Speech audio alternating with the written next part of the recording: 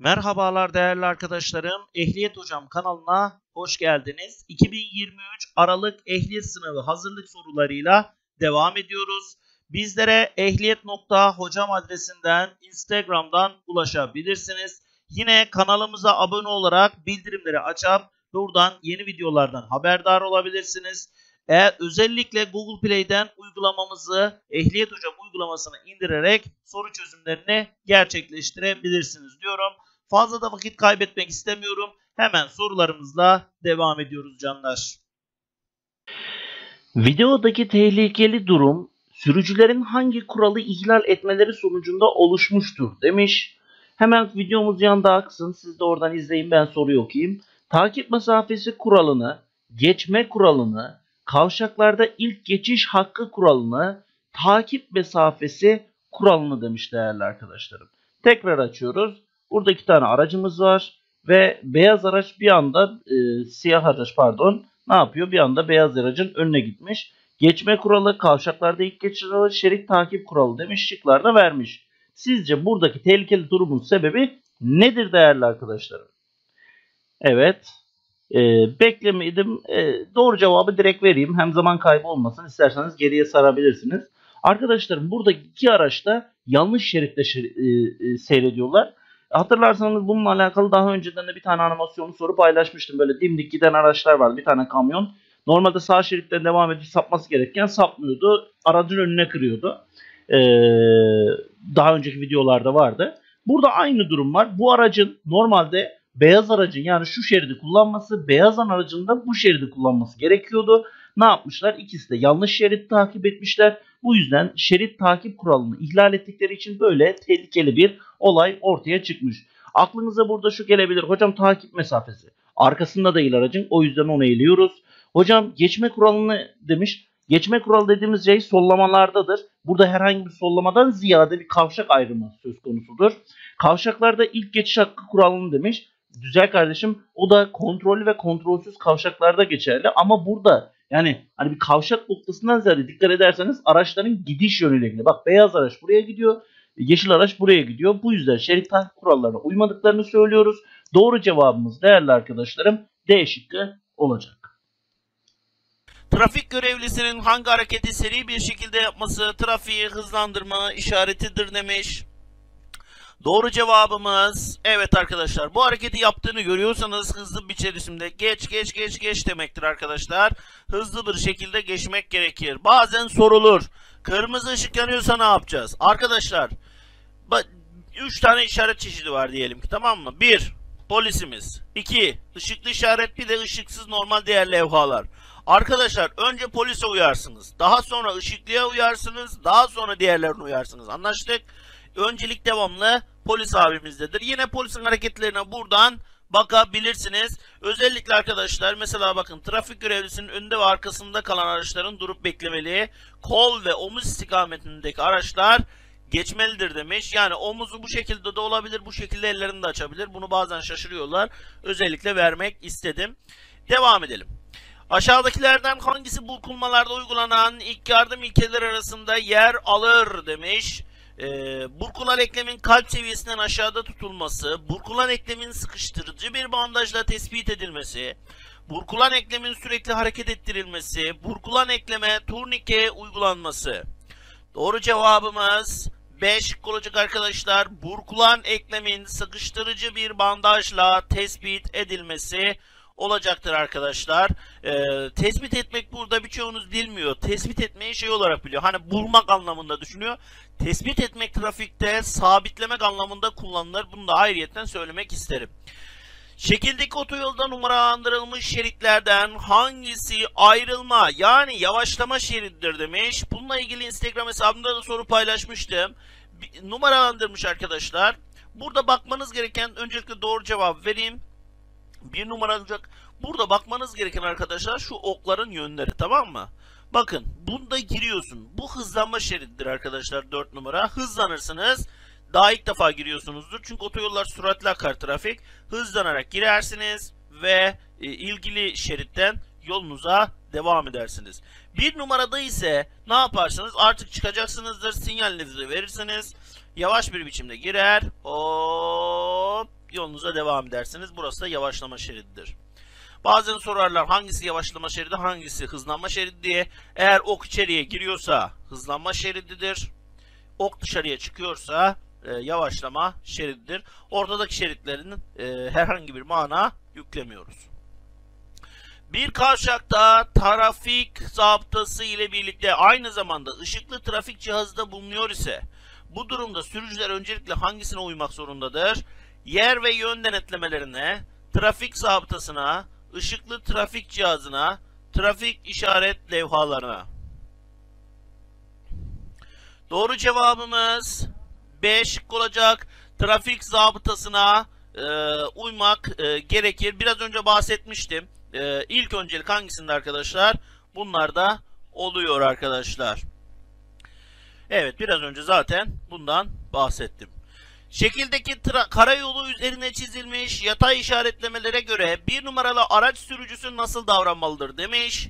En sol şeride geçmeli, yavaşlamalı sağ şeride girmeli, hızlanmalı bulunduğu şeritte devam etmeli.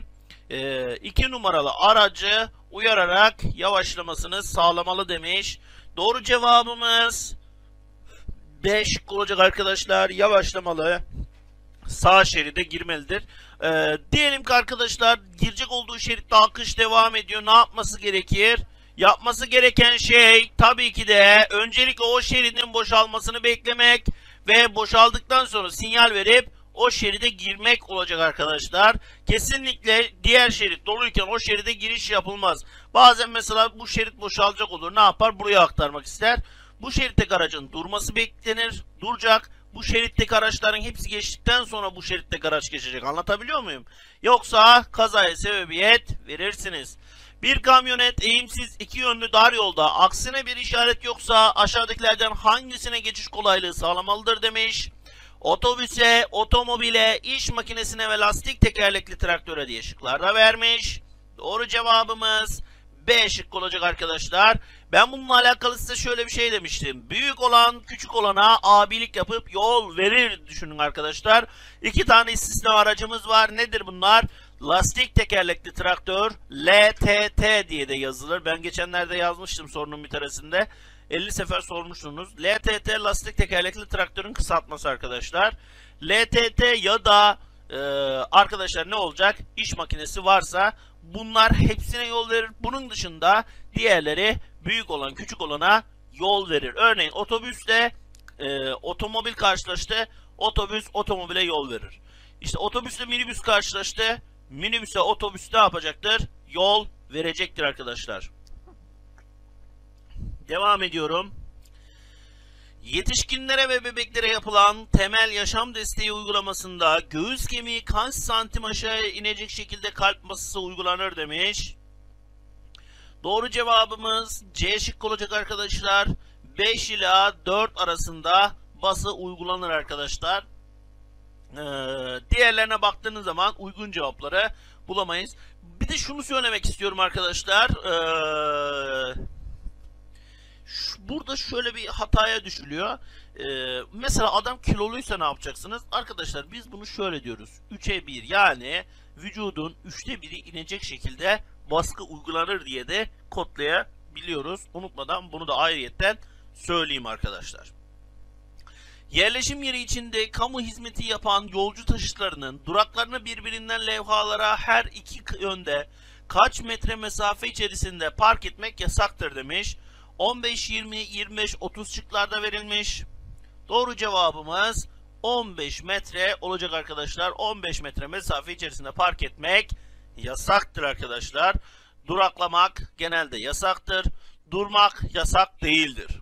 Hocam durmak niye yasak değil? Daha dünkü videomda bir kez daha açıklamıştım.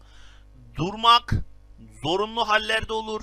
Duraklamak, yolcu bindirmek, yük indirip bindirmek bunlar duraklamaya girer.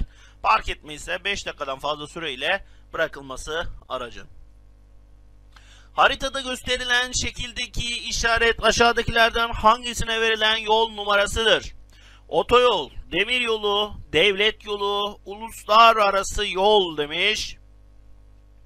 Doğru cevabımız devlet yolu D100 olacak arkadaşlar.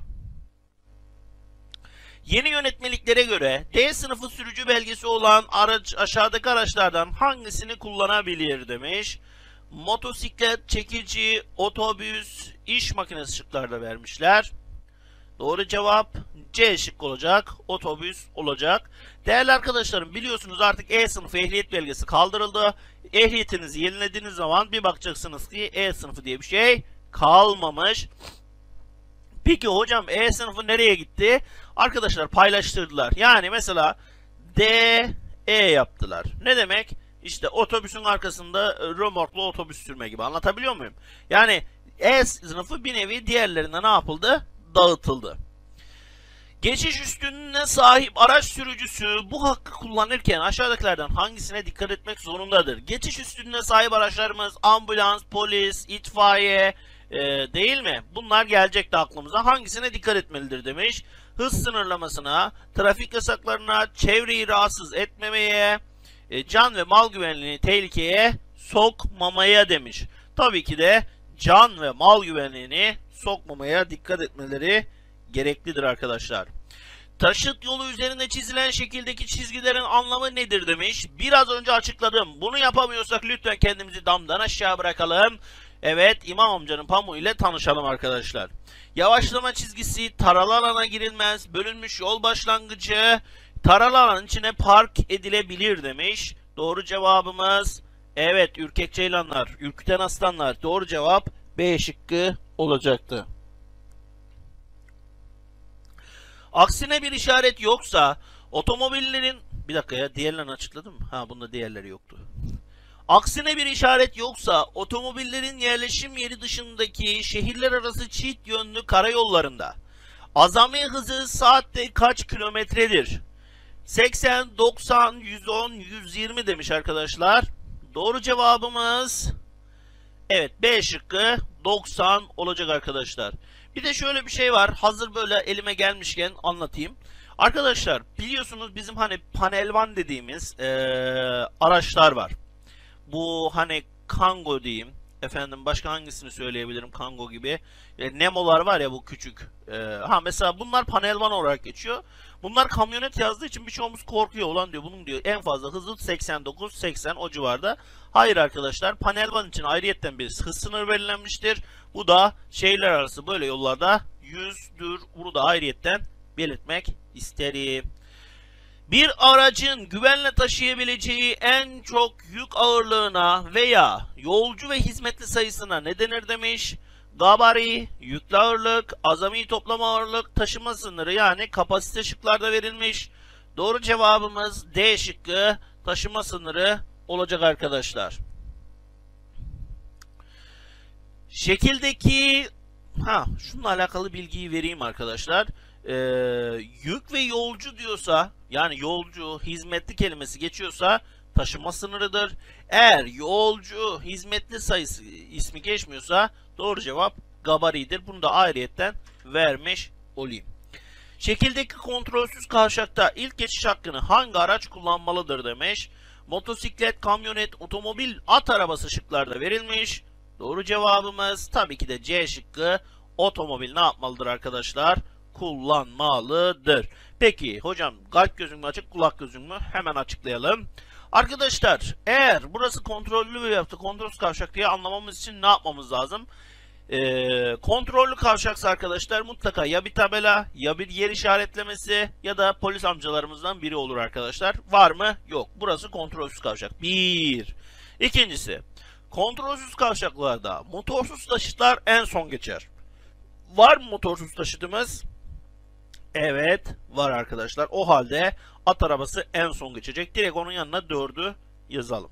Devam ediyorum. Geriye kaldı 3 tane araç. Dönüş yapan araçlar en son geçer. Bakıyorum, dönüş yapan var mı? Evet, var arkadaşım. O halde 3 numara bu geçecek. Geriye kalan 2 tane araç direkt yolunda gidiyor. Bunlardan hangisi geçecek? Geriye kalan aracın arkadaşlar ortasına geçeriz. Sağımızda kalana öncelik veririz arkadaşlar. O halde otomobil önce geçecek. Kamyonet ise ikinci sırada ne yapacaktır? Geçecektir. Aşağıda verilen taşıtların hangisinde sürücülerin koruma başlığı ve koruma gözlüğü, yolcuların ise koruma başlığı takması zorunludur demiş. otobüsler, minibüsler, otomobiller ve motosikletler diye şıklarda vermiş. Yine bunu bilemeyeni dövüyorlar. Motosikletler olacak arkadaşlar. Tabi kaskların artık gözlüğü var arkadaşlar. O yüzden sıkıntı olmuyor. Bu yarım kasklarda bazen gözlük olmuyor. Bunun için gözlük takmak gerekli. Şekildeki araçlardan hangileri beklemelidir demiş. Bunu biraz önce zaten polisin hareketlerinde anlattık. Yalnız 1 ve 2, 1 ve 3, 2 ve 4 şıklarda verilmiş arkadaşlar. Bu arada hızlı geçtiğimi düşünen kardeşlerim, durdura durdura ilerleyebilirsiniz. Onu da ayrıyetten söylemek isterim. 18. soruda söylüyoruz ama inşallah beni tüfekle kovalamazsınız. Doğru cevabımız D şıkkı olacak. 2 ve 4 numara bekleyecek. Yani arkasındaki ve önündekiler bekleyecek. Kollarını uzatmış olduğu taraftakiler ne yapacaktır? Geçecektir. Kollarını uzatmasına da gerek yok. Omuzlarını o tarafa dönerse yine omuzlarının yönündeki geçecektir. Sağ kenar çizgisi hangi ana yönü gösterir? Batı, doğu, kuzey, güney demiş. Doğru cevap B şıkkı. Doğu olacak arkadaşlar. Ana yönü gösterir. Bir bakalım şöyle. Acaba doğru mu bildik? Bir bakalım. Dikdörtgen çiziyoruz. Bu taraf arkadaşlar Sinop var değil mi? Sinop kuzeydedir. Hatay var değil mi altta? Hatay güneydedir. Ağrı doğudadır. Değil mi? Evet. Burada hangisi var? İzmir var. İzmir de batıdadır. O halde bakalım. Sağ kenar çizgisi evet bu taraf sağım. Bu taraf solum. Bu taraf yukarısı. Bu taraf aşağısı olmuş oluyor arkadaşlar. Sağ kenar çizgisi doğuyu gösteriyor. Aksine bir işaret yoksa şekildeki aracın sürücüsü iki yönlü 4 veya daha fazla şeritli yollarda geçme ve dönme dışında aşağıdakilerin hangisinde seyretmek zorundadır? Bankette, orta şeritte, en sağ şeritte, en sol şeritte demiş. Evet, en sağdaki şeritten ağır vasıtalar için ayrılmıştır arkadaşlar. Buradan gitmesi öngörülür. Son ihlalin gerçekleştiği tarihten itibaren geriye doğru 5 yıl içerisinde yasal sınırların üzerinde alkollü olduğu tespit edilen sürücünün sürücü belgesi ne kadar süreyle geri alınır demiş. 5 yıl, 2 yıl, 1 yıl, 6 ay demiş.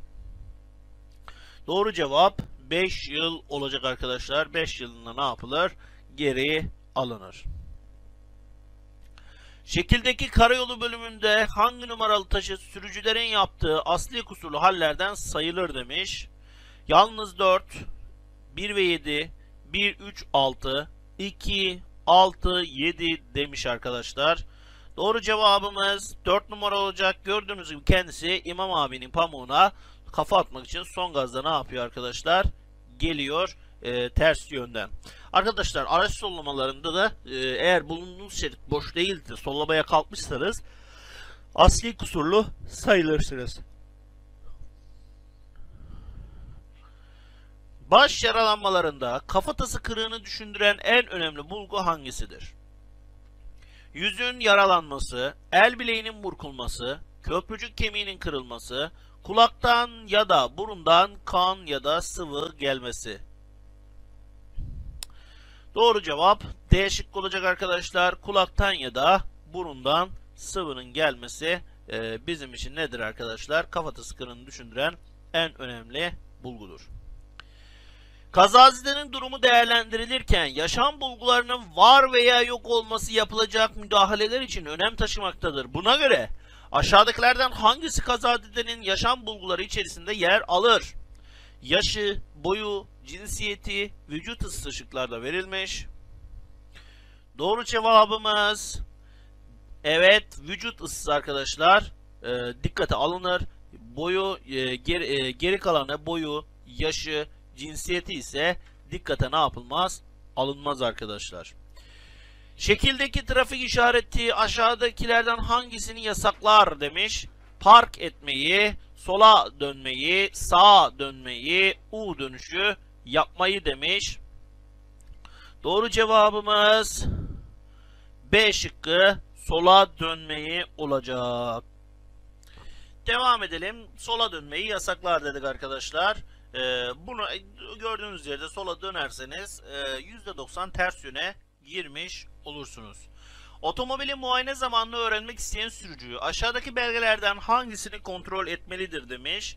Sürücü belgesi, araç tescil belgesi, imalat belgesi, TÜİTÜRK muayene raporu demiş.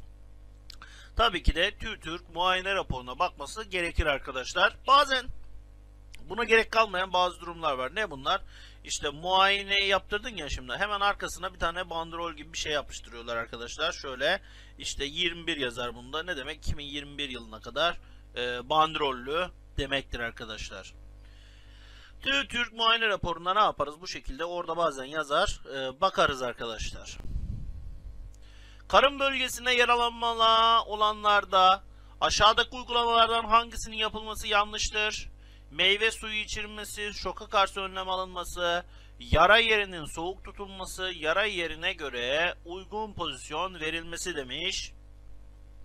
Doğru cevap A şıkkı olacak. Meyve suyu içirilmesi uygun görülmez arkadaşlar. Sıvı kesinlikle verilmez. İlk yardım çantasında aşağıdakilerden hangisinin bulundurulması zorunlu değildir demiş. Kağıt mendil, çengelli iğne, sterelli gazlı bel demiş. Ve makas vermiş arkadaşlar. Tabii ki de kağıt mendilin bulundurulması zorunlu değildir arkadaşlar. Şekildeki başçene pozisyonu aşağıdaki durumların hangisinde verilmesi sakıncalıdır? Solunum güçlü olanlarda, boyun omurlarında hasar olanlarda, kanama ve kusmuk nedeniyle oluşan tıkanıklarda, dilin geriye kaçıp hava yolunu tıkadığı durumlarda. Doğru cevabımız B şıkkı. Boyun omurlarında herhangi bir hasar söz konusu ise arkadaşlar bunu ne yapmayız? Başçene pozisyonunu vermeyiz arkadaşlar. Verirsek hasta felç olacaktır. Güneş çarpması olan kişiye aşağıdaki uygulamalardan hangisi uygulanmalıdır demiş. Direkt doğru cevap serin bir yere alınarak vücut ısısı düşürülmelidir arkadaşlar. Kesinlikle bu yapılmaz. Adam terleyerek adam zaten yanıyor. Üstüne bir de ateş dökmüş gibi oluruz. Olmaz. Olmaz arkadaşlar. Doğru cevap A şıkkı olur. Belki soğuk bir duş aldırılabilir ama kesinlikle doğru cevap A şıkkıdır. Sıcak duş aldırılmaz. Aşağıdakilerden hangisi kısmi tıkanıklık yaşayan kazazede yapılacak ilk yardım uygulamalarından biri değildir? Yine aynı şekilde doğru cevabı önce vereceğim arkadaşlar. Doğru cevabımız A şıkkı. Öksürmesi engellenmez. Tam tersine öksürmesi sağlanır arkadaşlar. Böylece hızlı öksürmek ne demek? Bir nevi hızlı bir biçimde dışarıya nefesin atılması demektir. Öksürerek ne yapılır? Bu da dışarıya atması sağlanır. Gevşemiş takma dişleri varsa çıkartılır demiş. Evet çıkartılır arkadaşlar. Daha kolay olması için. Morarma saptanırsa derhal girişimde bulunur. Evet. Hangi manevrayla? Arkadaşlar Hemlik manevrasıyla girişimde bulunur. Durum kötüye gidiyorsa tam tıkanmada tercih edilen uygulamalar başlanır. Yani Hemlik manevrasına ne yapılır? Başlanır arkadaşlar. Yaralının araçtan çıkarılması sırasında yapılan yanlışlıklar sonucu omuriliğinin zedelenmesi durumunda ne olabilir demiş. Arkadaşlar bunu bilemeyen artık beşikteki bebeğe soracağız. O bile der nedir? Felç olacak. Omurilik zedeleniyorsa felç oluşur arkadaşlar. Düşünün otoyol bir anda kesilmiş. Sinir sistemi komple bir anda kesilmiş olarak düşünün arkadaşlar. Çıkık vakalarında ilk yardım olarak aşağıdakilerden hangisi yapılmalıdır demiş. Çıkık eklem yerine oturtulmalı. Çıkık eklem hareket ettirilmeden tespit edilmeli. Çıkık bölge askıya alınarak kazazede hastaneye ulaştırılmalıdır demiş. Doğru cevabımız C şıkkı olacak. 2 ve 3 olacak arkadaşlar. Ama 1 olmaz. Neden? Kesinlikle çıkıklara biz müdahale etmeyiz. Sinir sıkışması vesaire olabilir. Düşene sırt dönen korksun. Bir gün kendi düştüğünde kimse ona elini uzatmayacaktır demiş. Sadi Orkide. Kim olduğunu bilmiyorum. Böyle bir söz etmiş. Yukarıdaki ifadede trafik adamının hangi yönü üzerinde söylenmiş olabilir? Yardımlaşma, iletişim, sorumluluk, hoşgörü demiş. Evet, A şıkkı yardımlaşma olacak. Yardımlaşmanın üzerinde durulmuş. Hangi çeşit kanamada kısa sürede çok kan kaybedilir demiş. Doğru cevabımız atardamar kanamaları olacak. Burun kanamalarında arkadaşlar kanamayı kolaylaştırmak için ne yapıyoruz? Çeneye doğru yaklaştırıyoruz değil mi?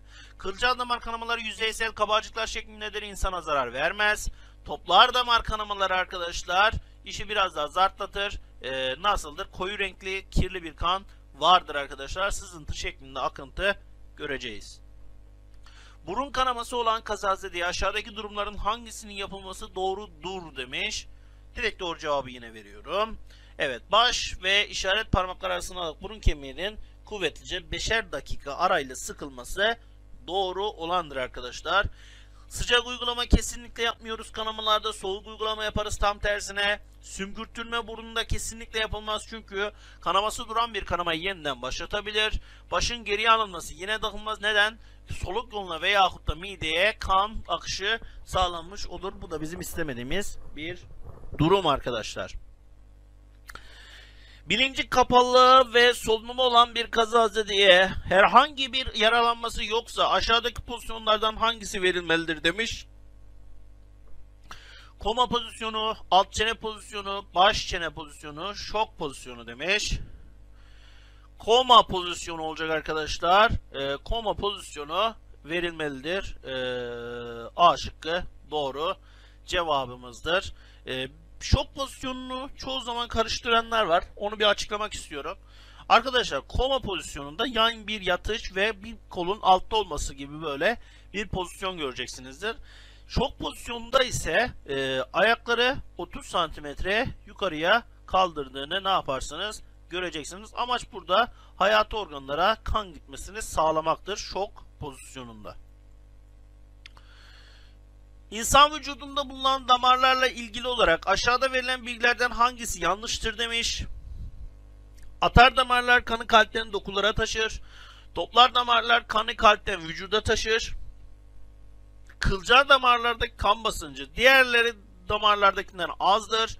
Atar damardaki kan basıncı toplar damardakinden fazladır demiş. Doğru cevap B şıkkı olacak. Toplar damarlar kanı kalpten vücuda ne yapar arkadaşlar? Taşır demiş.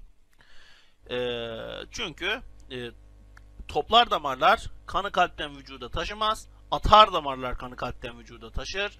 Toplar damarlar ise tam tersine vücuttan nereye taşır? Kalbe taşır arkadaşlar. Oradan da akciğere gidip temizlenir arkadaşlar.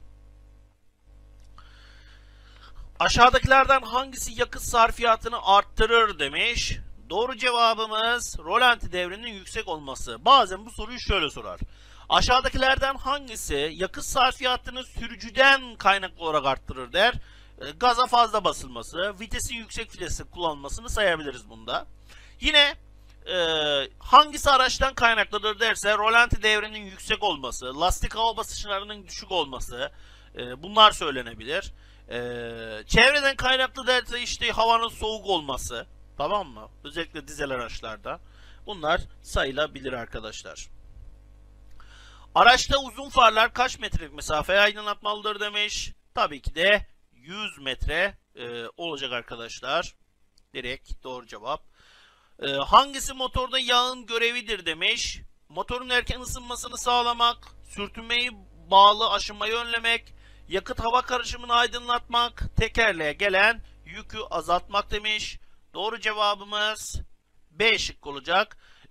Sürtünmeye bağlı olan mesela elinizi birbirine sürtün arkadaşlar hemen ısındığını fark edeceksiniz. Bunu arkadaşlar saniyede 20 defa 60 defa yaptığınızı düşünün bunu hızlı bir biçimde. Eliniz adam akıllı böyle aşınmaya başlar. Ama yağ sürerseniz bu ısınmayı görmezsiniz arkadaşlar.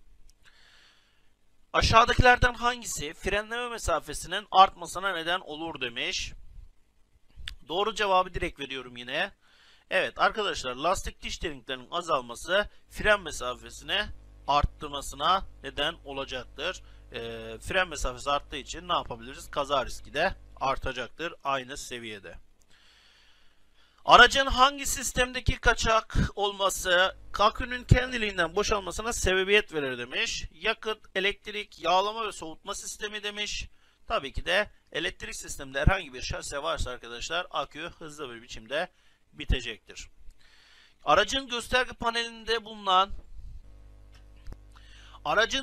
panelinde bulunan şekildeki ikaz ışığının ışığının Motor çalışmaya başladığında ya da seyir sırasında yanıyor olması sürücüye neyi bildirir demiş. Motor kaputunun açık kaldığını, motor yağı basıncının çok düştüğünü, motor soğutma suyunun sisteminde bir arıza olduğunu, fren sisteminde hidrolik seviyesinde düşüş olduğunu demiş. Arkadaşlar bu bizim yağdanlığımız. Bunu görüyorsak bizim aracımızın yağlama sisteminde herhangi bir arıza meydana geldiğini bilmemiz gerekir. Doğru cevabımız B şıkkı, motor yağında basınç düşüklüğü olacak. Seyir halindeyken aracın gösterge panelinde aşağıdaki ikaz ışıklarından hangisinin yanıyor olması derhal durmayı gerektirmez demiş. Bak, mez demiş. Doğru cevabı veriyorum arkadaşlar. Evet, bunu görüyorsanız tam tersine devam edin yolunuza. Çünkü petrol istasyonuna veyahut da daha böyle işlek bir yere gitmeniz sizin için iyi olacaktır. Geri kalan akünün bitmek üzere alternatörün çalışmadığı, bu da akü şarjının bitebileceği. Aynı zamanda alternatör çalışmıyorsa fan kayışının da kopmuş olabileceği anlamına gelir. Bu hararetimizin yükseldiği anlamına gelir. Derhal yine durup klimamız varsa kapatacağız. Ne yapacağız arkadaşlar? Aracı boş pozisyonda bekleteceğiz. Yine bunu görüyorsak biraz önce de bahsettik. Yağ sisteminde bir sıkıntı vardır. Motor yatak sürebilir. Eğer motor yatak sararsa ne olur arkadaşlar? Sıfırdan motoru yaptırmak gerekir. Bu da ciddi bir külfet gerektirir. Soru işaretiyle gösterilen sistemin görevi aşağıdakilerden hangisidir demiş. Yakıt tüketimini azaltmak, fren mesafesini kısaltmak, yoldan gelen darbelerin etkisini azaltmak, aracın daha çabuk hızlanmasını sağlamak demiş. Doğru cevabımız C şıkkı olacak. Yoldan gelen darbelerin etkisini azaltmak olacak arkadaşlar. Bu sistemde süspansiyon sistemi diye geçer. Bunlar da amortisördür arkadaşlar. Otomobillerde mekanizmayı oluşturan tekerlek, motor, tekerlek, şasi ve benzeri bölümlerin dışında kalan bölüme, o dış bölüme ne ad verilir demiş. Kavrama, karoseri, manifold, süspansiyon demiş. Doğru cevabımız B şıkkı, karoseri olacak arkadaşlar. Karoseri denilir. Yine Instagram hesabımda bunu da paylaştım. Oradan bakabilirsiniz. ehliyet.hocam adresinden. Kanalımızın amblemiyledir arkadaşlar. Bizim yaptığımız her iş her zaman kanalımızın amblemi olan hesap veyahut da kuruluşlarda yapılır. Bunun haricinde hiçbir hesabımız, hiçbir bağımız yoktur.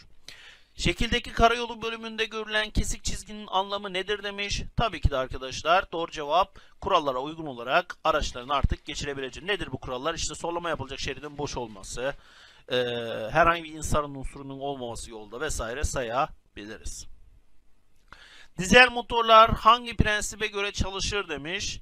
Sıkıştırılmış hava üzerine mazot püskürtme, sıkıştırılmış hava üzerine benzin püskürtme, sıkıştırılmış mazot hava karışımıyla bujilerin ateşlemesi, sıkıştırılmış benzin hava karışımının bujiyle ateşlenmesi demiş. Tabii ki de A şıkkı olacak. Sıkıştırılan havanın üzerine mazot püskürtme yöntemiyle olur arkadaşlar. Bir de ısınıyor çünkü hava. Otomatik olarak ateş alıyor arkadaşlar. Bunu da bilelim. Bunu bazen üstte veriyor işte. Aşağıdaki motorlardan hangisinin yanma prensibidir diyor.